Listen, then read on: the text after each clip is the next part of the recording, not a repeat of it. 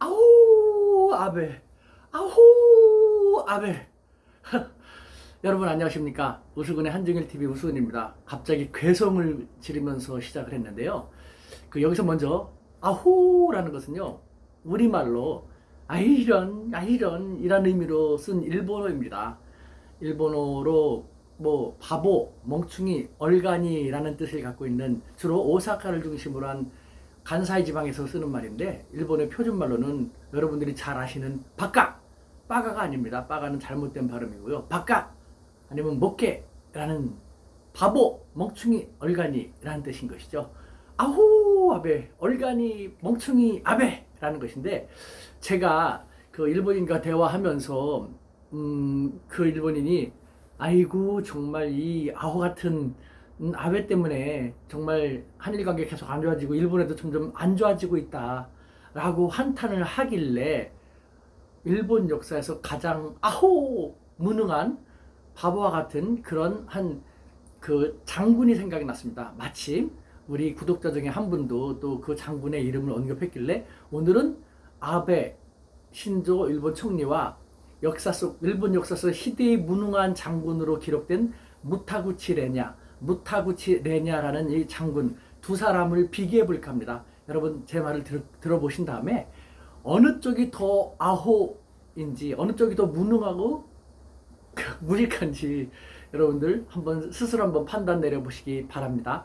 자, 그 유명한 무타구치 레냐 일본군 장교, 어떤 사람이냐? 2차 대전에서 수많은 전투가 있었지 않습니까? 그 수많은 전투 중에서 가장 멍청한 작전 1위를 꼽으라면 주저없이 임팔작전이라고 할 수 있을 것입니다.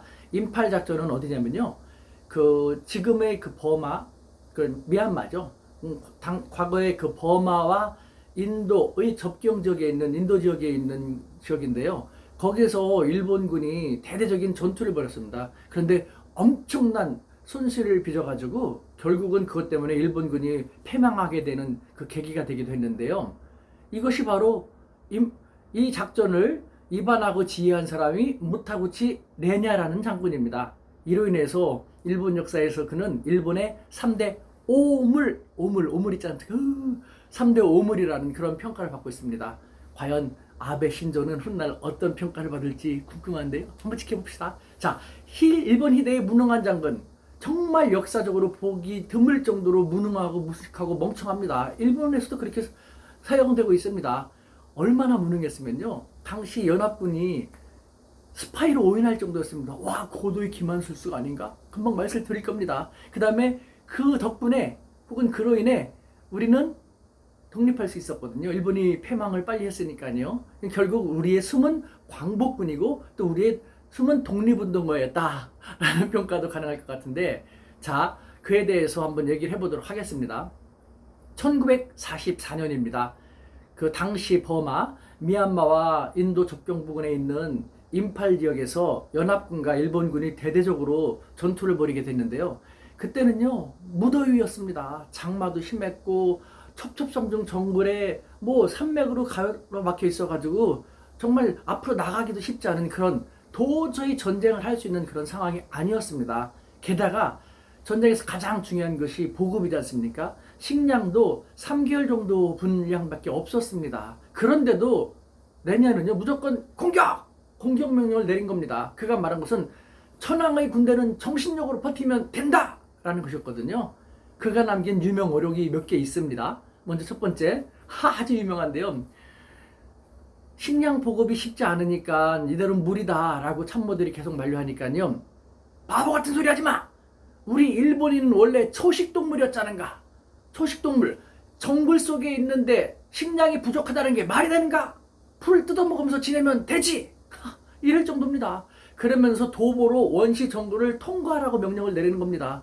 이렇게 무모하게 나오니까요, 당시 영국군을 비롯한 연합군에서는요, 야, 저렇게까지 무모할 리가 없는데, 아니야, 고도의 기만술수일 거야. 저 정도의 장군이, 와, 얼마나. 그래서 오히려 벌벌 떨었다는 것이죠. 그래서 연합군이 정말 후퇴하기도 했답니다. 연합군이 압도적으로 전력이 강했는데도 불구하고 그 도대체 무슨 의미인지 저희를 파악하지 못하고 처음에는 후퇴를 했다고 합니다.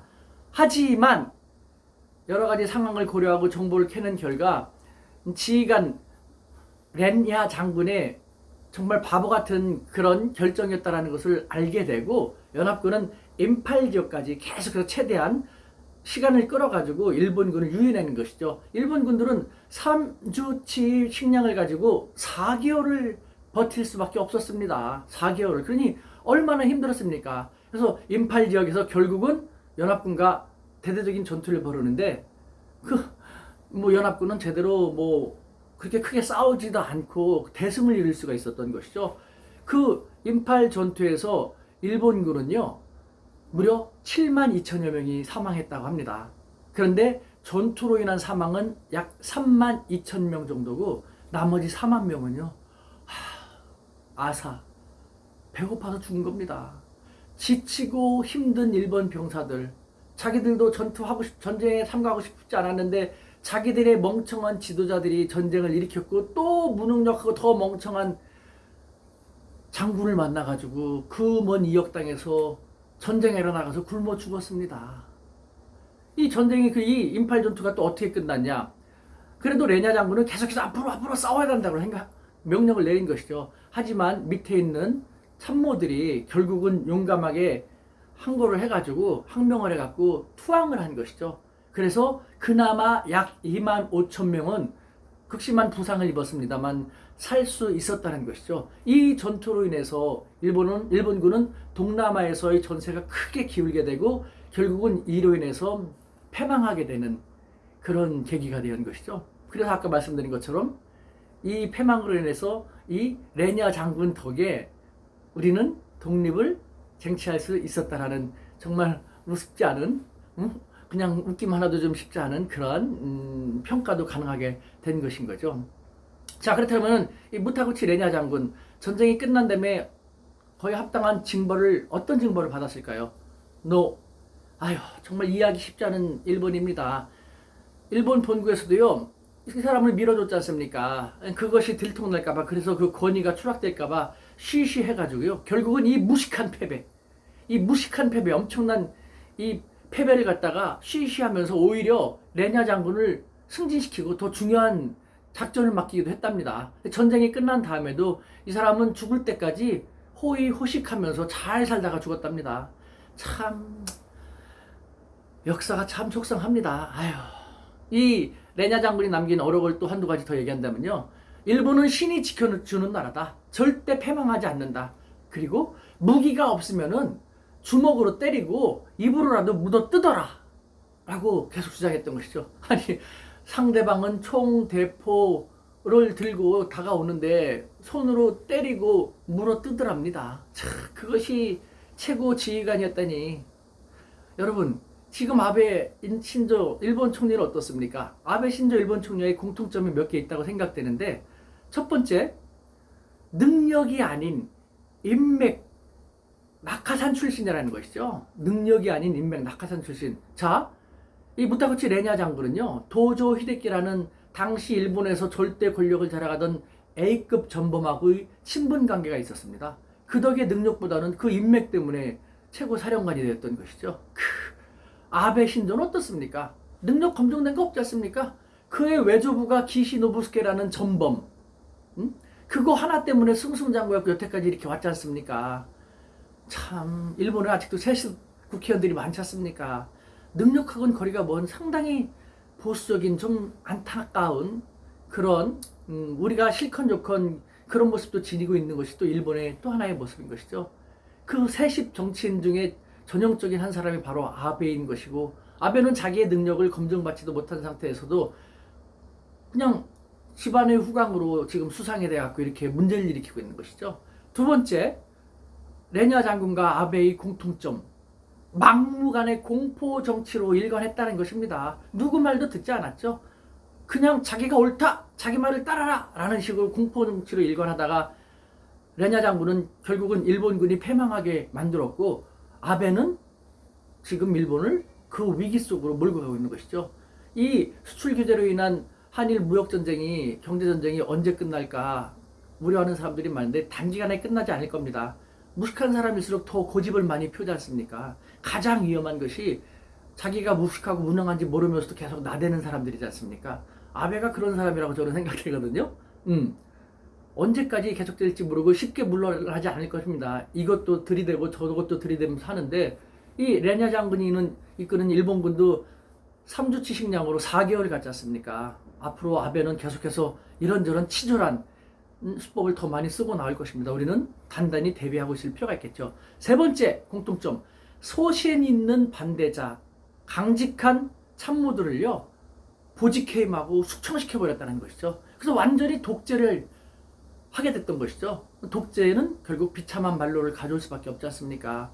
아베, 자신들의 위대한 무능한 영웅 무타구치 레냐로부터 어떤 레슨을 받았으면 좋겠는데 그 레슨을 받아들일 지력조차 없을 것입니다, 아마. 자, 이런 아베 신조와 무타구치 레냐, 여러분들 누가 더 아호스럽습니까? 누가 더 바까?